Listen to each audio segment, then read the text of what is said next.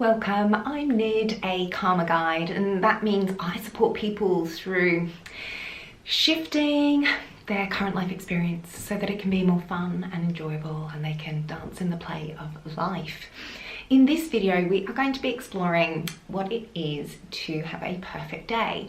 Often this is treated as something to really inspire you to shift and move your life. And yet, when we talk about specificity with intention creation, when we're looking at things like law of attraction work, it can be really easy to get caught up with like your dream holiday day rather than actually your living daily life.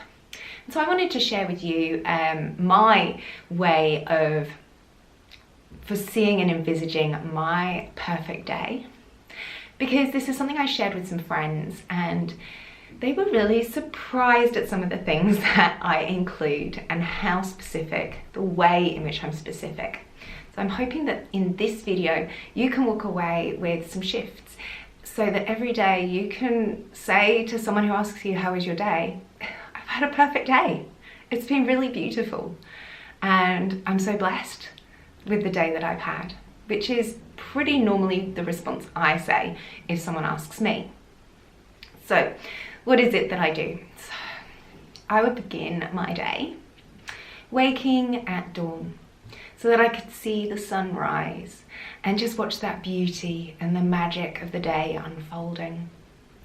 I would then take some time, maybe an hour and a half, to roll around on my fascia ball, doing some purity body release, doing some alchemy yoga, doing just movement, whatever movement it is that tunes me into my body and my energy, and in that, how I'm physically feeling, how I'm emotionally feeling, or how my mind is. And with that, it's going to give me an opportunity to tune into what's going to support me best throughout my day, how I need to use my energy. And as I sit through my breakfast, I might contemplate a reading or connect with my partner and just have a lovely conversation about the day and remember the things that I have to do today that are in my diary and that I need to show up for. And in setting up that day of what's coming, you know, I'm bringing through that energy that I've just had in my morning practices, in that meditation, in the movement practice, in my breathing practices, that is going to support me through those different activities. And maybe I go straight into seeing a client, or maybe I go for a walk and enjoy looking at the beach and staring at the clouds, or people watch.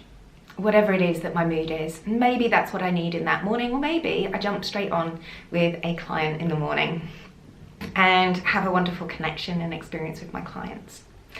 And then I might take a coffee break, go and drink something I like. Maybe it's not coffee, maybe it's something else.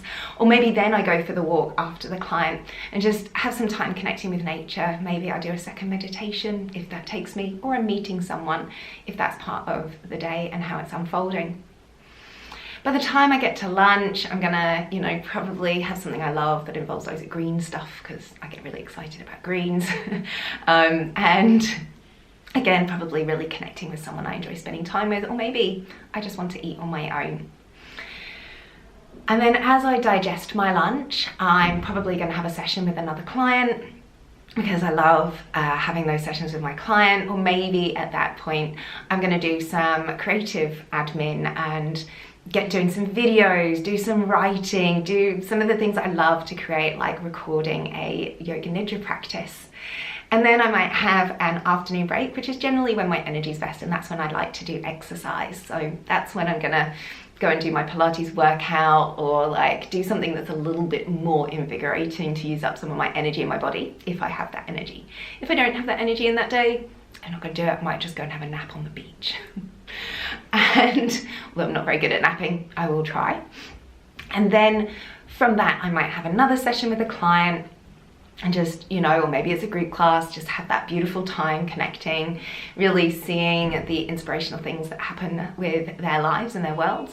And then I'm gonna have time for an evening sunset watch, enjoying maybe a drink and good company as I let the day rest and fall away. And moving into the evening, I'll have some yummy, healthy dinner, probably with some sweet dessert, because I do love my sweets. And I'm going to then enjoy a bonfire and probably a nice hot tub underneath the stars. And at that moment, I will know how magical things are as I remember what a beautiful day I've had. And the key to how I have these perfect days is that I tune into how I feel. And I respect my energy. And when I need the energy to show up for my clients, it rewards me by seeing the amazing things that they are shifting and moving through. Or I need the energy for my workout because I'm super buzzy and full of beans, and I'm gonna have the most fun exercise, or maybe I'm gonna have the most yummy rest and relax. Perhaps it's even a yoga nidra. But it's this real clarity and specificity about caring for my energy and using my energy in the best way that I can in that day. And that's what means that every day can be perfect, and every day can include my work, my business, because the creative aspect of what I love to share with you guys is a part of my day. Connecting with people, being with my clients is a part of my day. And depending on what I need, and maybe I probably forgot like the 3 meditations I try and do in my day in my description of what happens, because it's a default place in which I rest. But it's because I use these tools to really be with my energy and to honor and respect what that is. And that way then my day feels really perfect. And so I'm hoping that this gives you some guidance around the importance of checking in with your feeling state and respecting and honoring that. And when you really need to use the energy, use it. And it will come back to you because you've made a choice rather than feeling split and torn. It's like, no, I'm going to invest my energy in this thing that normally like I could perceive as being like, oh, why am I putting it into that? Because I love it. Because I want to have this connection, and therefore it's going to bring back to you so much of that energy that's going to nourish you and uplift you. I am amazed at the amount of times that I've not been feeling well, or I'm in a really like solitude day and I have to show up for my clients, and being with them and giving them my energy actually reactivates and re-energizes me. And that can be the thing that creates the really perfect part of the day, is that I've shown up and given my energy in this exchange that is beautiful.